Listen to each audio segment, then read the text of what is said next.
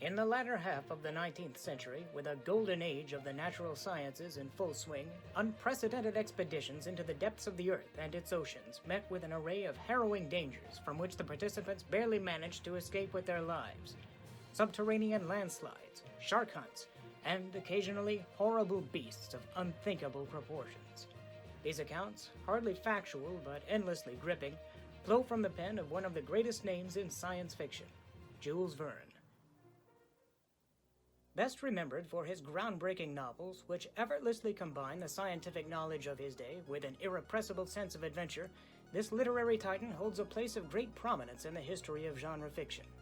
Our focus today will fall on two of his timeless classics which have captivated readers for generations, and the horrifying monstrosities upon which they occasionally turn a spotlight. I'm Tyler Martin, and this is Monsters from the Id.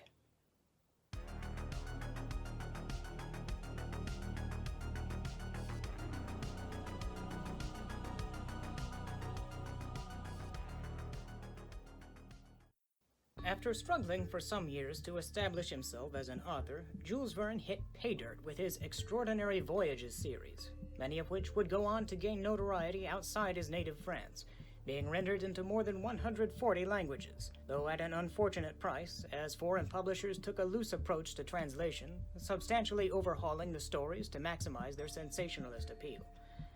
Still, even these heavily altered editions managed to retain many of Verne's key concepts.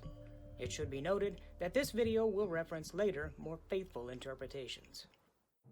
Let us look first at the 1864 classic Journey to the Center of the Earth, the tale of eccentric German professor Otto Lidenbrock and his nephew Axel, the story's narrator, who decipher a centuries-old runic note by an Icelandic alchemist, which reads, "Go down into the crater of Snæfellsjökull, which Scartaris' shadow caresses just before the calends of July, O daring traveler, and you'll make it to the center of the earth." I've done so. On Saknussemm. Needing no further incentive, the professor quickly sets off for Iceland, dragging his reluctant nephew along. On the way, they hire a supremely reliable, imperturbable local guide named Hans to aid in their journey. The trio reach the crater and begin their descent towards the Earth's core, which is naturally marked with great peril at every turn. Precipitous drops, rock slides, and shortages of air, food, and water. At last they reach a fantastic underground world with a massive ocean and a tremendous granite ceiling to match, ethereally lit by an everlasting aurora. Constructing a raft of petrified wood, the three attempt to cross the subterranean sea, where they are caught amid a struggle between two mammoth prehistoric reptiles. These animals attack one another with indescribable fury. They raise mountains of water, which surge as far as the raft.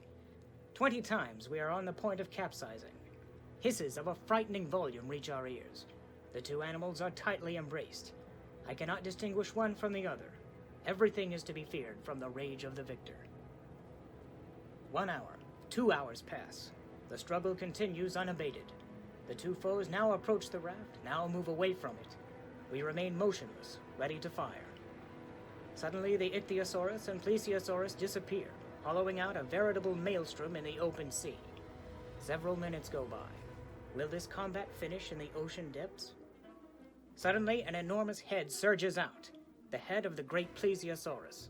The monster is mortally wounded. I can no longer see its enormous shell.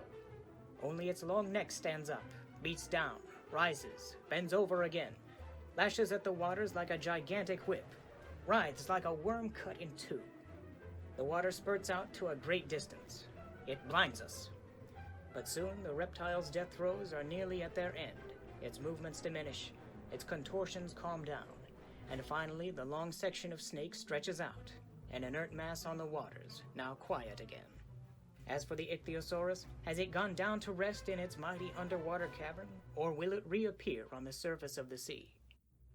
Having survived this and other ordeals, the trio make landfall and witness a herd of mastodons, and watching over them, a gigantic hominid standing no fewer than 12 feet in height. Indeed, in this great cavern they have found a living museum of the prehistoric age. Eventually, the explorers, desperate to continue their journey, accidentally trigger a chain of events which sends them not to the center of the Earth, but back to its surface, where they miraculously survive being shot out of Italy's Mount Stromboli in full eruption. It's a spellbinding, if long-winded story, characterized by an irrepressible sense of spectacle and adventure, and as such has taken its rightful place among Verne's most celebrated works. At least as acclaimed, and for good reason, is 1870's 20,000 Leagues Under the Sea, in which French marine biologist Pierre Aronnax and his loyal servant Conseil, along with Canadian harpooner Ned Land, join an expedition to locate and destroy a frightful and potentially deadly sea monster roaming the world's oceans. After a long and exhausting search, the beast is found in the western Pacific. But despite the captain and crew's best efforts, the creature easily outmaneuvers their ship at every turn, and proves impervious to attack, damaging the vessel's rudder in retaliation, the impact from which sends the protagonists tumbling into the sea. In due course, the three discover that the sea monster is in fact a highly advanced submarine, whose crew soon captures them and presents them to their commander, the enigmatic Captain Nemo. It is revealed that Nemo and his men have forsaken the civilized world, opting instead to spend their days in endless exploration, free from the constraints of human society, with hints that darker motives may lie behind their chosen way of life. The three are obliged to join the crew of the Nautilus, as it is called, as they traverse the seas and visit a great many far-flung locales, both real and fictional, from the frozen wastes of the South Pole to the lost kingdom of Atlantis. At one point, the vessel is attacked by a horde of gigantic squid when one becomes trapped in the submarine's rudder, and a terrible battle ensues. To the horror of all, a hapless crewman is seized and dragged under by one of the beasts. Then our rage boiled over against the monsters. We were no longer in control of ourselves. 10 or 12 squid had invaded the platform and sides of the Nautilus. We were sliding around in the midst of the truncated serpents, tossing about on the platform in waves of blood and black ink. It was as if the viscous tentacles were coming back to life again, like Hydra's heads. Ned Land's harpoons plunged repeatedly into the glaucous eyes of the squid, destroying them with each blow. But my brave companion was suddenly knocked down by the tentacles of a monster he could not avoid. God, my heart leapt with revulsion and horror. The formidable squid's beak gaped open before Ned. The poor man was about to be cut in two. I rushed to help him, but Captain Nemo had got there before me, and his axe disappeared between the two enormous jaws. Miraculously saved, the Canadian got up and drove his harpoon right through the triple heart of the squid. "For services rendered," Captain Nemo said. Ned bowed without replying. The battle had lasted for a mere quarter of an hour. The vanquished monsters, mutilated and terribly wounded, finally retreated and then disappeared under the waves. The voyages of the Nautilus continue, with Aronnax and his companions furtively searching for the best chance of escape. Ultimately, after some close calls and much hand-wringing, the three pounce at an opportunity to make their getaway, an effort complicated by a massive, deadly whirlpool from which they somehow manage to slip away unharmed. Notwithstanding Verne's tendency to dwell inordinately on scientific minutiae, 20,000 Leagues is another marvelous tale of discovery and high adventure. Captain Nemo is a truly fascinating character, endlessly mysterious, both deeply admirable and terrifyingly dangerous in equal measure. The giant squid, which figures into one of the novel's most memorable scenes, was, at the time, dismissed by scientists as mere myth, but the wisdom of years has proven the author right on this score, at least as far as the existence of such creatures is concerned, if not their behavior. Though Vern was keenly interested in science and incorporated a great deal of contemporary scientific theory into his stories, much of what seemed certain or plausible in his day has long since been proven otherwise.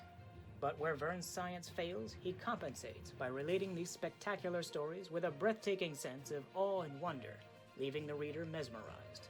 And after all, in the words of Professor Liedenbrock, "Science, my boy, is made up of mistakes, but they are mistakes which it is useful to make, because they lead, little by little, to the truth." Alongside H.G. Wells, Jules Verne has long been considered one of the fathers of speculative fiction, establishing concepts and formulas that continue even now to inspire authors, filmmakers, and perhaps most notably, real-life scientists and adventurers. The likes of Ernest Shackleton, Jacques Cousteau, Yuri Gagarin, Robert Goddard, and Edwin Hubble, among many others, have cited Verne's influence in their pioneering efforts. The two novels covered today represent but a small portion of a bountiful body of work which laid the foundation for a long list of celebrated careers and accomplishments, which will only grow longer with the years. Thus ends our short excursion into the monstrous worlds of Jules Verne. If you have fond memories of thrilling to Verne's works as a child or an adult, please share them in the comments. I'd love to hear from you. And if you thrilled to this video, please give it a like and subscribe for more monsters from the id. Once again, thank you for joining me. I'll see you next time.